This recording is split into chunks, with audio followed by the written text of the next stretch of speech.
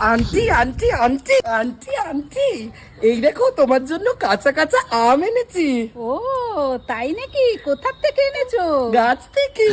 তাহলে চলো। Boom boom Shakalaka, আজ খাবো আম মাখা।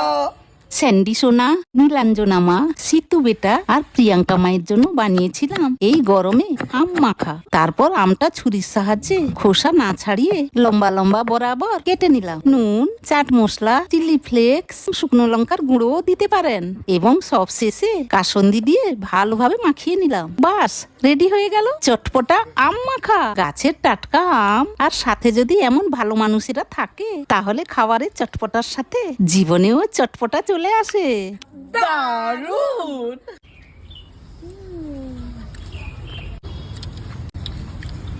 দারুণ দারুণ।